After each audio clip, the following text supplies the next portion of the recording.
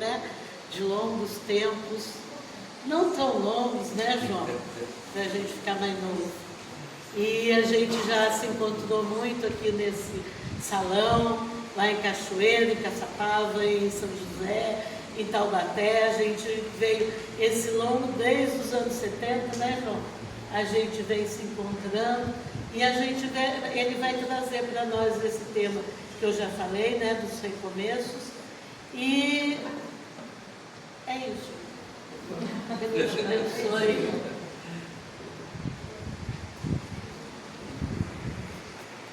Bem, queridos amigos, queridas amigas, boa tarde. Muito bom estar aqui, né? Uma cidade quando me chama bastante, eu falei assim, ou é tarefa, ou é compromisso, ou é dívida do passado. É os três, deve ser, né?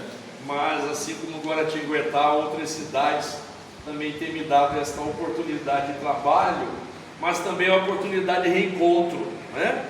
Muito bom reencontrar amigos, reencontrar corações queridos, né? Tudo bem, Marcelo? Como vai? E isso tudo vai nos fazendo bem ao coração, né?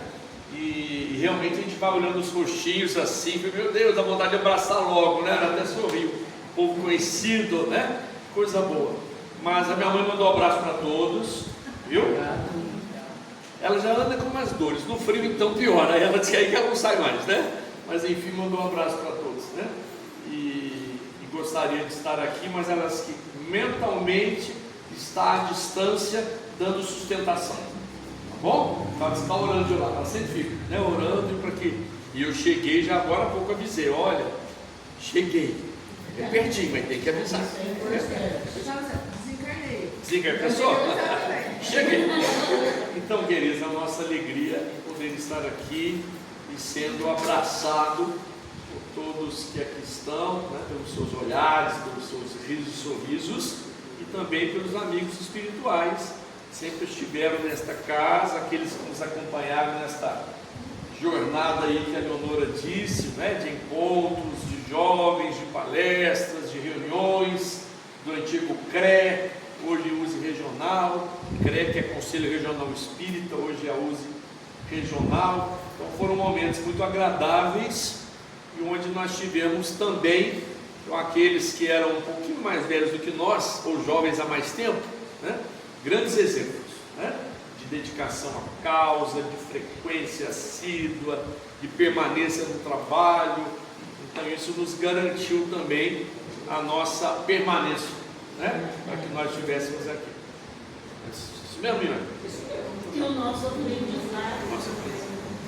Bom, esse tema, recomeços, que eu intitulei Recomeço, a referência dele está no Evangelho segundo o Espiritismo, no capítulo 6, o Cristo Consolador, item 6, Advento do Espírito de Verdade. E é uma mensagem do Espírito de Verdade datado de 1861, e que eu vou trazer aqui um pedacinho só no início, né? Para que depois fique como tarefinha para casa, para a gente poder retornar e aí ler o trecho todo, né? Então, capítulo 6, o Cristo Consolador, item 6, Advento do Espírito de Verdade. Então, nesta mensagem do Espírito de Verdade, ele diz assim: obreiros, traçai vosso sulco, porque é suco com ele, né? Traçai vosso sulco, recomeçai no dia seguinte a rude jornada da véspera. O labor de vossas mãos fornece o pão terrestre ao vosso corpo, mas vossas almas não estão esquecidas, e eu, divino jardineiro, as cultivo no silêncio de vossos pensamentos. É bonito, não é, gente? Olha que é maior essa mensagem. Leiam, lembrem de reler em casa, né? Eu vou repetir aqui para que vocês possam decorar, e aí eu vou parar e vocês que vão falar, tá bom? Obreiros, traçai vosso sulco, recomeçai no dia seguinte a rude jornada da véspera. O labor de vossas mãos fornece o pão terrestre ao vosso corpo, mas vossas almas não estão esquecidas, e eu, divino jardineiro, as cultivo no silêncio de vossos pensamentos. Obreiros. Obreiro é quem trabalha, obreiro é quem realiza, obreiro é quem faz, obreiro é quem constrói, obreiro é quem promove, obreiro é quem lança a mão no trabalho. Então o Espírito de Verdade, nesta mensagem de 1861, está chamando a todos, mesmo aqueles que não tenham ainda total consciência, porque nós vamos lembrar lá dos trabalhadores da última hora, daqueles que já estavam dispostos ao trabalho, mas que não tinham sido chamados, daqueles que já conscientes estavam realmente querendo trabalhar, mas daqueles que ainda também não tinham uma consciência do quanto lhes cabia fazer. Mas a mensagem é direcionada aos obreiros, aqueles que realizam e aqueles que em algum momento irão realizar, aqueles que já despertaram a consciência para a necessidade do trabalho e aqueles que de repente se mantêm ainda ociosos, mas que receberão em algum momento sinais da vida, os recadinhos chamando-os à grande necessidade do trabalho. O Espírito de Verdade diz: obreiros, traçai vosso suco. Suco é abertura de terra, lembra a semeadura, fazendo o traçado na caminhada é abrir um sulco, é estar caminhando, é ter os pés no chão, é fazer a caminhada, é buscar caminhos. Então todos nós que somos obreiros ou nos candidatamos a sermos obreiros, e aí obreiros mais fiéis, produtivos, organizados, disciplinados, compromissados com as coisas do Pai e com as lições de Jesus, estamos buscando esse traçado, nos alinharmos com a vida, e uma vida que está em nós, porque a vida nos foi consentida por Deus. Diz Emmanuel que nós sairemos da morte quantas vezes forem necessárias, mas jamais conseguiremos sair da vida, até porque ela está em nós. O que equivale dizer, segundo a própria filosofia budista, de que a vida sou eu, de que a vida é você, de que a vida somos nós, porque a vida está em cada um de nós.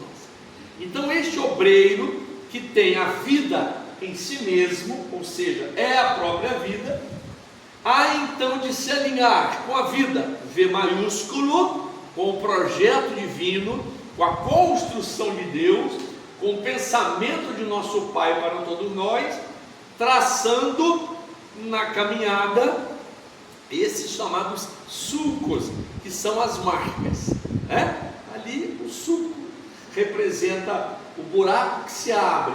Vamos transferir aqui para uma metáfora das marcas, as marcas que nós vamos abrindo nos caminhos diante daquilo que se nos apresenta, algumas vezes circunstâncias difíceis, outros momentos em sofrimento, muitas situações prazerosas, mas que também passam, porque a dor passa, a alegria passa, a tristeza passa, o sofrimento passa, tudo passa. Mas quando nós temos consciência daquilo que se nos acontece, nós vamos então vivendo diante das nossas vidas, que somos nós mesmos, com mais vigor, estando mais no foco, compreendendo mais o próprio significado existencial e o quanto Deus, em nos criando, também espera de nós, mas sem pressa, porque sabe Ele que um dia todos chegaremos ao ponto para o qual Ele nos destinou, que é justamente a felicidade e a perfeição. Mas o Espírito de Verdade chama essa atenção dos obreiros para que não estejam parados. Traçai vosso suco, não fica na inércia, não fica parado, constrói, realiza, não te permitas ficar na ociosidade. E ele então diz ali: recomeçai no dia seguinte a rude jornada da véspera. Pode ter sido difícil, ou em algum momento ainda está difícil, mas é preciso recomeçar. Não dá para parar. Realmente nós não viemos à Terra nesta grande oportunidade reencarnatória para ficarmos estanques, parados no mesmo lugar. Até porque podemos sim, por decisão nossa, marcar passo no mesmo ponto, estando na trajetória da vida, na estrada da vida, marcarmos passo no mesmo ponto. Não estamos retroagindo, retrogradando, regredindo, porque estamos ali no ponto em que já chegamos. Mas por alguma decisão ou situação, não estamos nos lançando ao prosseguimento da caminhada. É possível estacionar em alguns momentos? Sim, mas tem um tempo, tem um limite. Dentro da lei de Deus, a lei natural, as leis divinas, nós fomos criados para o progresso, para a evolução. E neste momento em que nós ainda estamos nos deixando estacionados, a vida que está em nós e em redor de nós chegará pelas costas e fará assim: vai. O tal tapinha nas costas, educador, disciplinador, motivador, para que nós saiamos do lugar. Mas está tão bom aqui está tão quietinho, aqui está tão gostoso, eu não estou fazendo mal para ninguém, está tudo tranquilo, eu vou da minha casa para o centro, do centro para minha casa, saio às vezes, faço umas comprinhas, volto para casa, aí é dia no centro de novo e volto para casa, está tudo tão bom. Como disse uma amiga minha, está tudo assim, ó. Eu falei para ela assim: você já entrou numa UTI? Por quê? Porque enquanto está assim, tem vida, depois vai, morreu. Credo, acabou. Pois é, a vida ela é feita desse movimento que é cíclico, onde nós estamos alternadamente, às vezes bem, às vezes mal, um tanto complicados, às vezes até mesmo enlouquecidos, tristes, chorosos, nos alegramos.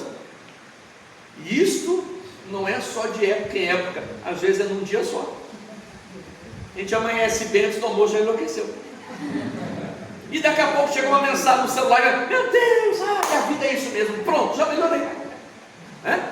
Eu tenho uma conhecida, que na verdade é minha amiga também, e ela às vezes sai com uma dessas assim: João, acabei de brigar com Deus, porque eu estou desorientada, olha, não tem jeito, ele agora não sei o que ele quer de mim, mas eu briguei com Deus.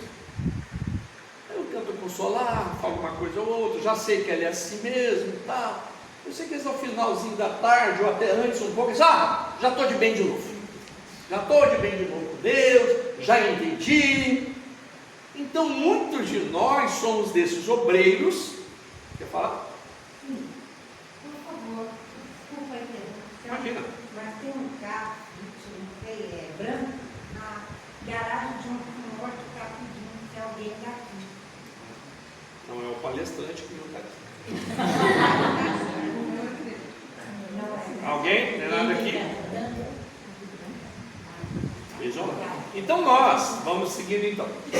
Então nós somos esses obreiros, ou pelo menos estamos nos candidatando a ser obreiros, mas fervorosos na fé, com esperança, com otimismo, mas ainda temos as nossas fragilidades. Temos as nossas fragilidades, suscetibilidades. Para algumas coisas nós estamos mais suscetíveis, para outras inclusive nós estamos até mais melindrados. Porque e isso está presente na própria condição do obreiro, de quem somos nós, o nosso lado persona, nossa persona, né? Que nós estamos vindo construir, estamos construindo ao longo da nossa trajetória. Nós não estamos nem totalmente ainda otimistas e também não estamos totalmente pessimistas. A gente já deu uma caminhada.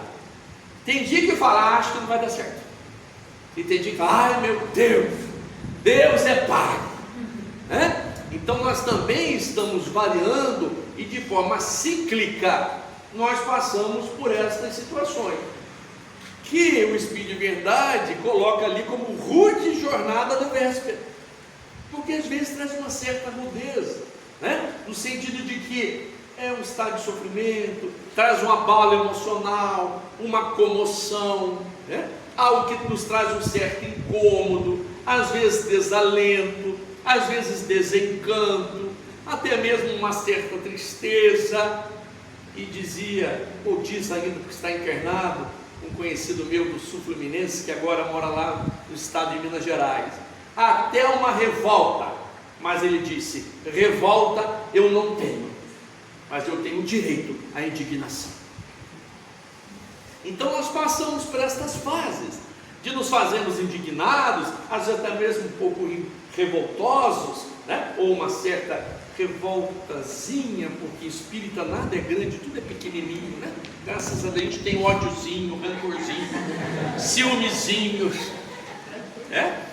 Você já repara? Não, eu tenho ciúmezinho, não, eu tenho é uma invejazinha, e é branca, maravilha, dá cor para as coisas, não é? Então, nós resvalamos por essas várias situações, né? Passa logo, porque aí eu lembro que eu sou espírita, né? Eu lembro que, tem um amigo espiritual do meu lado, quando eu estou dando trabalho para ele, Jesus. Então, este obreiro, que vai traçar o seu surco no caminho, marcar o seu caminho, marcar a sua estrada, não pode ficar estanque, nem parado, nem inerte. É preciso recomeçar no dia seguinte, mesmo tendo no dia anterior uma rude jornada. E aí ele estabelece nesse pedacinho, logo na sequência, para que a gente possa entender, de que, diz ele, o labor de vossas mãos fornece o pão terrestre ao vosso corpo, ou seja, faz parte da jornada o trabalho terreno. Faz parte da jornada o trabalho para suprir as necessidades básicas, primeiras ou primárias, chamada também de necessidades de sobrevivência, né? Para ter esse corpinho lindo, de pé, nos movimentando, chegando até aqui, a gente tem que se alimentar, tem que se cuidar, entra na necessidade do exercício, às vezes a medicação, os exames de diagnóstico, laboratoriais e outros complementares, para a gente poder se manter num corpo sadio, ou pelo menos em condições de que o Espírito, por meio dele, se manifeste. Então este labor nas nossas mãos, que é o trabalho diário, cotidiano, da busca do pão de cada dia, nos oferece o pão terrestre, que vai alimentar o corpo. Mas logo na sequência ele chama a atenção, mas vossas almas não estão esquecidas. Por quê? Nós somos alma, ou espíritos, habitando o corpo provisoriamente, numa caminhada passageira pelo planeta, mas que em chegando um momento que ninguém quer ir, e alguns até têm medo, mas nós daqui sairemos. E eu também posso dizer que não estou com pressa, estou marcando compromisso para 2026, 2027, para mostrar para eles que eu não estou com pressa nenhuma de retornar para casa. Por enquanto está bom, abrindo suco por aqui. Então, em algum momento nós também seremos chamados. Cuidamos do corpo, mas não podemos perder de vista de que somos alma, de que somos espírito. Então nossas almas não estão esquecidas, ou seja, não há que se fazer, ou se construir, ou se operacionalizar, ou se trabalhar somente para atender necessidades do corpo. é preciso atender às necessidades do espírito. E quais são as necessidades do espírito? Aquelas que não estão aprisionadas diante das necessidades de sobrevivência corporal ou física. As necessidades que verdadeiramente alimentam a alma. Eu cheguei aqui, já vi uma garrafa que acho que é de café, né? Então, alimenta o meu pai, adorava café. Foi a última refeição dele antes de desencarnar. O pai desencarnou aqui no Hospital Frei Galvão, e já um câncer que acabou impossibilitando ao final uma alimentação direta, então com sonda. E aí você já viu, né? Para aquela pessoa que gostava de mastigar, comer, churrasco, tomar café, né? Começava com o pão de manhã, com um cafezinho, antes do almoço ainda tinha mais um cafezinho, embora não fumasse, e depois da tarde, e depois da noitinha, e às vezes meia-noite, 1h da manhã, eu chegava lá, estava ele com pão e café com leite. Eu falei, papai, eu adoro. Diz que no plano espiritual não tem, estou aproveitando aqui. Diz que ele é só sopinha e água, então deixa eu aproveitar.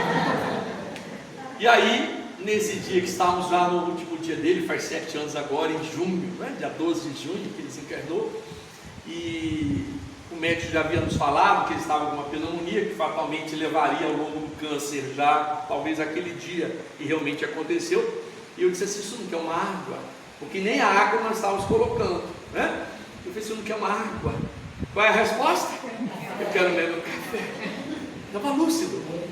E aí eu olhei para a garrafa térmica do lado, que tinha o café com leite do acompanhante, meu irmão também tinha chegado, estava junto. Eu falei, André, vamos lá. Aí peguei um pouquinho lá, ele bebelicou. Resposta, agora sim. Deu meia hora, foi. Gente, deu meia hora, foi. Falou, olha, era o que estava faltando, o cafezinho com leite, até no último momento. Interessante, não é? Mas enfim, se eu soubesse também não tinha dado, porque eu não queria que ele fosse. Puxa vida, eu ia falar, não, vamos dar mais à noite, vamos dar amanhã, né? Mas enfim, nós também temos algumas situações que de alguma forma nos aprisionam. São chamados condicionamentos, não é isso mesmo, Leonora? São chamados de condicionamentos. E a gente vai se acomodando, se confortando, vai se acondicionando nestas situações, e elas viram condicionamentos, que alguns autores dizem que nós trazemos do passado, que são os chamados condicionamentos atávicos, né? Além daqueles que nós estamos criando e gerando hoje. Então trazemos do passado e estamos gerando outros condicionamentos hoje. Daí o processo de libertação do espírito junto do seu corpo às vezes fica mais difícil, não só pelo café, o leite do papai, né, com todo respeito, mas de outras situações, em que a gente vê que a gente está assim, ligado, aí não faz a viagem sem aquela, né, almofadinha, e aí não sei o que, e a gente cria uma série de situações. Será que chega no plano espiritual, cadê meu almofadinha? Eu estava acostumado a sentar naquela poltrona, e aí o médium vidente vai entrar na casa e vai ver sentado na poltrona, porque ele não se liberta, porque ficou ali, que criou o seu campo energético, magnético, espiritual. Aí vai ter que levar para desobsessão para tirar da poltrona. Parece uma brincadeira, mas nós mentalmente, energeticamente, vamos ficando atados nessas situações.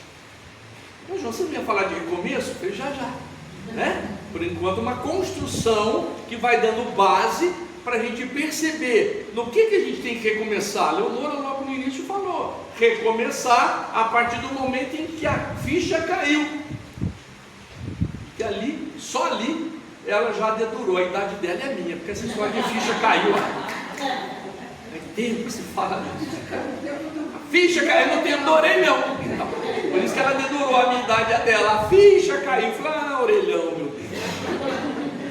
Eu falei sobre orelhão numa palestra lá em Penedo. Um garotinho de 12 anos interrompeu, porque ele estava prestando atenção na palestra. Ele disse, o senhor falou orelhão, o que é isso? Eu tive que parar a palestra e explicar primeiro o orelhão. Olha, virou meu fã, hoje ele não perde uma palestra, porque ele está em busca de entender aquilo que era do meu passado e que agora ele quer saber, né?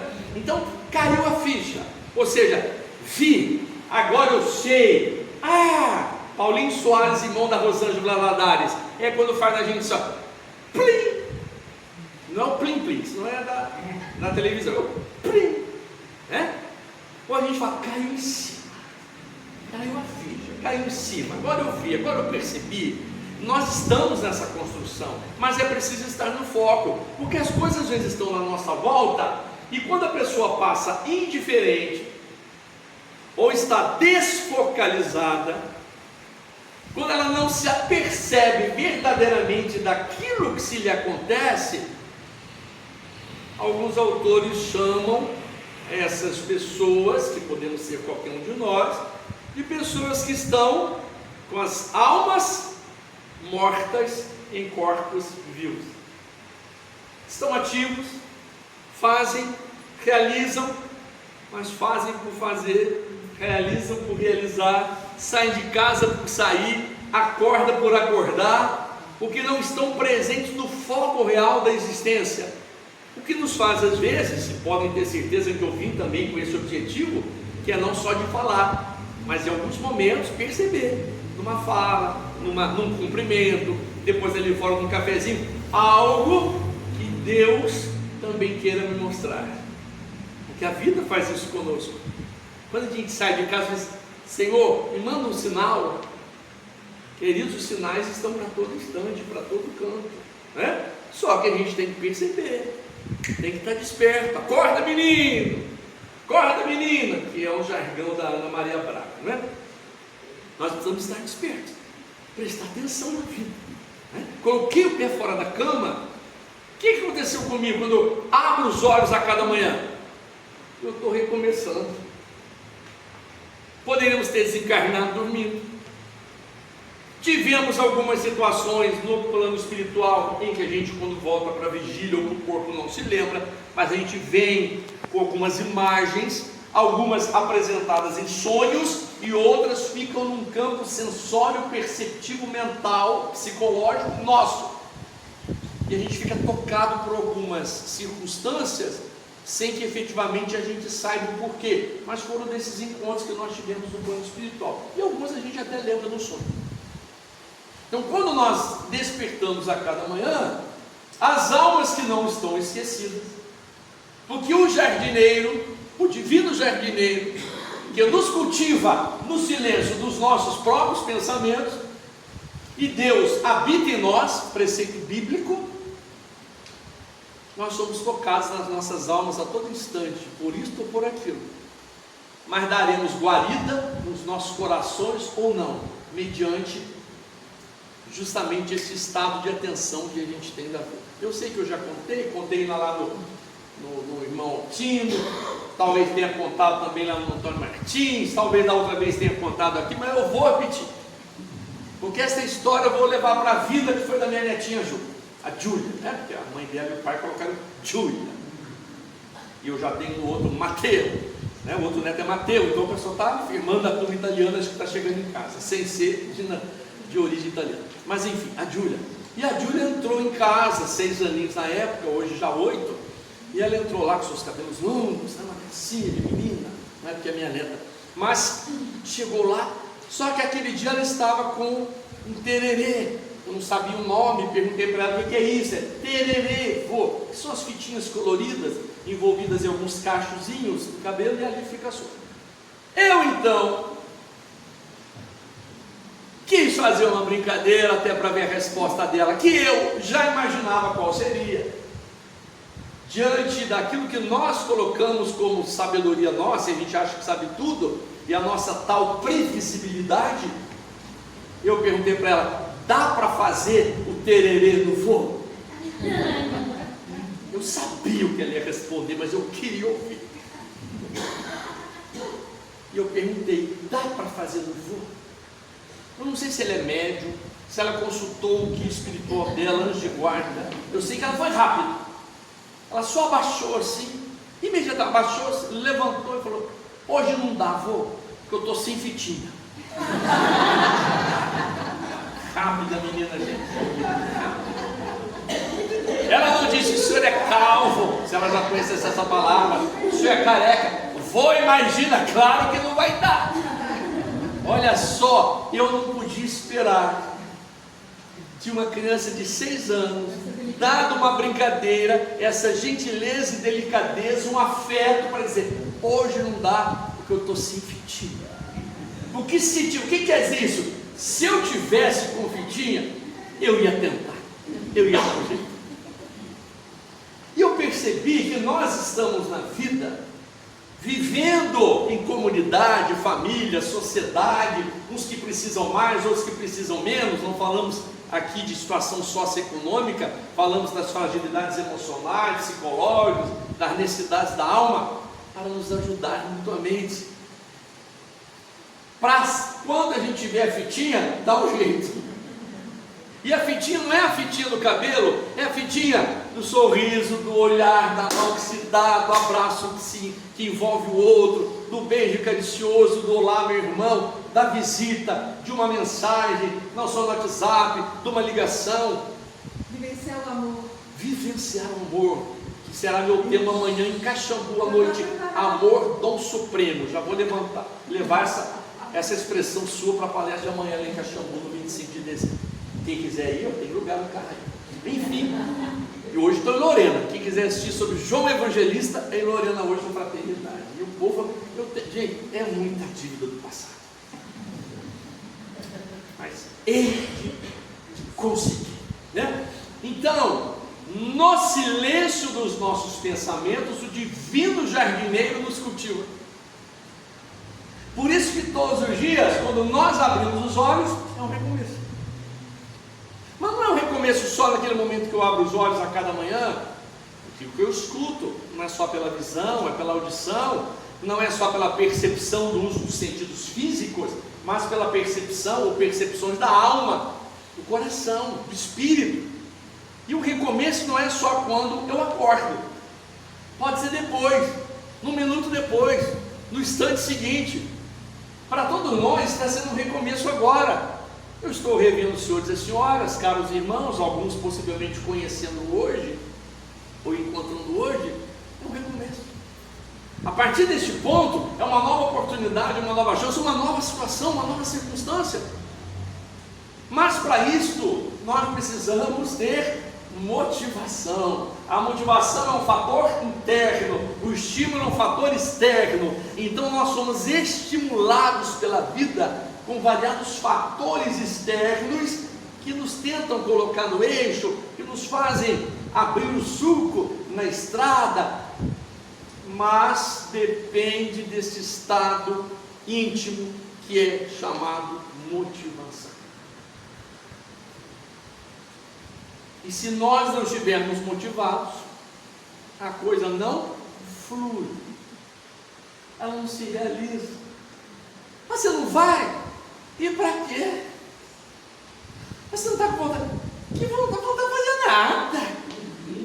Uma preguiça. Eu já não falo preguiça para não, né? Porque as pessoas, preguiça eu chamo de indolência, que é a mesma coisa, né?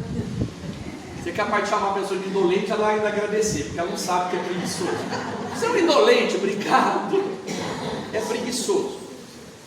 É uma indolência, é uma preguiça, uma vontade de não fazer, né? Uma vontade de não realizar. Quando nós viemos à Terra para fazer e realizar. E isso não quer dizer o tal ativismo que eu estava dizendo há pouco, fazer por fazer, realizar por realizar, porque isso chama-se ativismo prático e diário. Não estamos falando de ativismo político, não é isso. Ativismo, estar em ação. E que é a resposta que quase sempre, ou muitas vezes, a gente ouve das pessoas quando a gente pergunta: e aí, como é que está? Muitos respondem assim: como é que está? É vendido na farmácia, remédio está caro pra caramba. Mas vamos no supermercado ainda, que também está muito caro. Mas ainda tem que fazer uma coisa hoje. Olha, tem reunião no centro, nem sei como que eu vou. Ou seja, eu vou no supermercado, eu vou na padaria, eu vou não sei onde, eu vou na farmácia, eu vou não sei. Não posso perder o velório de um grande amigo, nunca visitou, mas é um velório de um grande amigo. No velório vai. Enfim, nós estamos de forma ativa, que alguns autores chamam de um ativismo prático, fazendo coisas, mas sem nos darmos conta do que ou quanto aquilo que estamos fazendo realmente fará diferença para o nosso espírito, para a nossa vida.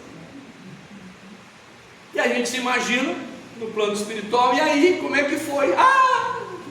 Paguei conta, paguei imposto, limpei jardim, lavei o carro, fiz umas comidas, família visitar.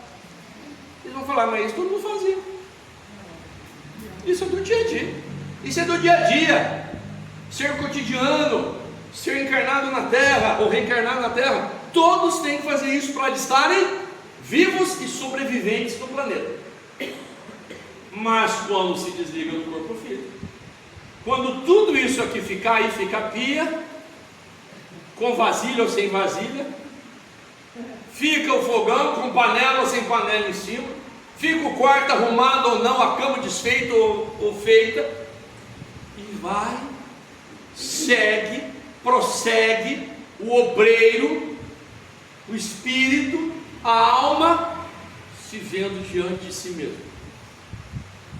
E ali nós temos a chance de nos encontrarmos conosco mesmo e de vermos o que efetivamente realizamos ao longo da nossa trajetória. E todos nós aqui que estamos entre 18 e 25 anos, que dá para ver, né? Ao longo da nossa trajetória, o que efetivamente fizemos pelo Espírito, além destas coisas simplórias, que são coisas simples da vida, né? Do dia a dia, em que todos temos que fazer. Mas também há uma diferença, porque mesmo nessas coisas mais simples ou simplórias, há aqueles que fazem com raiva, há aqueles que fazem com a falta dessa tal motivação, e há aqueles que fazem com gosto. Mamãe essa semana me disse assim: meu filho, estou morrendo de vontade de comer um merengue de morangos. Corri lá, comprei o suspirinho, comprei o negocinho para fazer o creme, e comprei os morangos, e fiz. E qual foi a grata satisfação, não só do fazer, de vê-la comendo e dizer: ah, meu Deus, que delícia! Ali não se tem somente o prazer do corpo, tem-se também o prazer da alma. Em companheiros e companheiras de jornada que nós fazemos com gosto, com amor, sintonizados com o Pai, com Deus, que nos quer desta forma, amorosos, fraternos, ligados uns aos outros, por esse sentimento chamado sentimento de pertença, que não é posse. Então o recomeço, ele é toda manhã, ele é depois da manhã, ele é depois do almoço, é também depois do sono da beleza, após o almoço. Tem uma prima minha que ela fala: não faço nada enquanto eu não tiro o sono da beleza. Bem que eu fico olhando para se está ficando mais belo ou não. Se ela acredita, tá bom, mas é bonita assim. Então, mas a gente vai tirar o sono da beleza do corpo ou o sono da beleza da alma, né? Então, esse recomeço é agora, depois do almoço, é logo mais à noite. Hoje, em outras atividades que nós tivemos, hoje tivemos dentro de casa, às vezes assistindo uma televisão, então vendo o aparelho do celular na mão, um recomeço. Meu Deus, está aí. Eu quando vi uma expressão que WhatsApp ou rede social, tem uns que vivem o dia todo, alguns se permitem ver em alguns momentos, eu acho que é bastante produtivo também, porque a gente também não pode ficar fora do mundo. Mas às vezes aparecem algumas coisas que nos fazem pensar, né? E aí eu passei a colocar algumas palestras, cujo tema, claro, batia com esta frase, e que eu achei interessante, que também não sei o autor, porque a internet também nem sempre tem a autoria. E às vezes tem autoria sem ser a pessoa. Quantas coisas estão lá com o nome de Chico Xavier sem ser ele? E as pessoas colocam só para ter a chancela Chico Xavier, mas não são dele. E de outras vezes vão colocar de outros espíritos, Joana de Anjos e outros, que não são dele. Mas enfim, a gente tem que estar sempre ligado. E essa mensagem diz assim: as pessoas vêm e vão, mas ninguém vem em vão. Eu achei uma gracinha, porque realmente as pessoas vêm e vão, e não é só o andar do dia a dia, e vêm e vão, reencarnam e desencarnam. As pessoas vêm e vão, as pessoas vêm e vão, mas ninguém vem em vão. Ele está aí, de acordo com a doutrina espírita, pode repassar, porque eu não passo mensagem que não tiver de acordo com aquilo que eu creio. Pode parecer bonitinho, mas às vezes não está de acordo. Temos que caminhar, mesmo sofrendo, é a vontade de Deus. Eu não vou passar para frente. Temos que caminhar, tudo bem. Em alguns momentos até sofremos, mas essa é a vontade de Deus? Não é. Então não posso passar para frente. E desespace. Aquele outro também, dependendo do estado dele, até fala: não, me consolei. Me consolei. Mas Deus quer assim, né? Eu vim para sofrer mesmo. Bem que eu estava desconfiando. Tem uma amiga minha que fala assim: ô João, não sei. Deus tem alguma coisa comigo e minha família. Por quê? Ele só mira lá em casa. Tudo parece que é lá. Eu falei: talvez essa sua observação seja de tantas outras pessoas também. Porque nós estamos focados no sofrimento e nem sempre percebemos a enormidade de bênçãos que Deus nos dá. E aí surgiu uma outra frase pela internet que as pessoas mandam: se não é bênção, é lição. Eu parei para meditar também sobre esta frase: se não é bênção, é lição. E realmente a gente passa pelas bênçãos, passam pelas lições, mas a lição também é uma bênção. Aí eu completei: se não é bênção, é lição, mas toda lição acaba sendo uma bênção. Aí eu completei para poder passar para frente, porque está mais de acordo com o que a gente acredita. Senão vai parecer que Deus deu a bênção, mas para alguns ele só dá lição. Não, é bênção e lição. Lição e bênção. A bênção da lição, a lição da bênção. Deu para perceber? Então o recomeço é isso, eu não ficar parado. Meu Deus. Tem uma música de pagode que ela diz assim: um dia eu vou encontrar minha felicidade.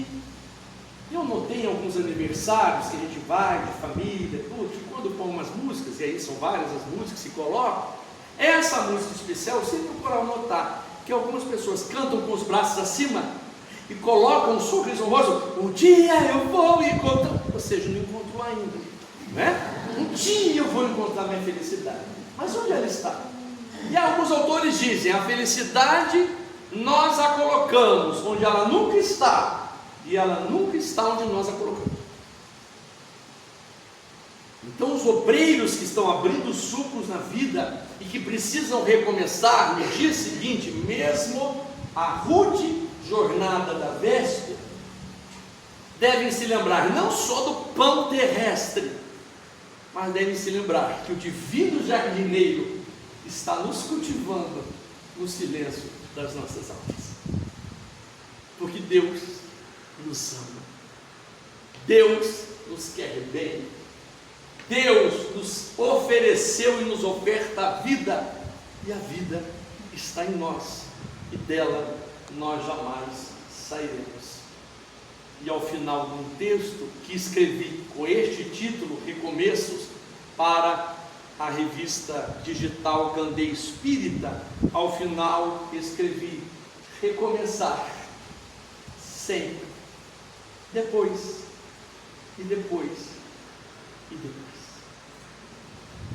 Todos os dias, todas as horas, a cada instante. Quando a ficha cai, quando a gente vê, quando a gente enxerga, quando a gente percebe, quando a gente sente, mas verdadeiramente, quando no silêncio dos nossos pensamentos, nós nos encontramos com Deus, nosso Pai, que está conosco todos os dias, como o trinar da cotovia, está conosco de noite e de dia, nos momentos de tristeza, de euforia ou de alegria, está conosco nos momentos da desesperança, do desencanto, mas na festa, no cultivo da esperança. Deus nunca nos abandona e jamais fecha os portões aos seus filhos, principalmente aqueles que se arrependeram de um caminho de inglórias e de fracassos, e que agora se dedicam como obreiros, abrindo suco na terra, para demonstrarem o quão melhores eles podem ser. Leonor Posada nos diz em seu poema Prenúncios: que me dirá? No ar um perfume vago, mas que resume uma vaga promessa, uma promessa que mal posso adivinhar. No céu uma luz bruxoleira, estrelas, que sei eu? É uma luz muito vaga, muito doce, grau acima da sombra, como se fosse uma estrela que se ocultara na alfombra, mal posso compreendê-la.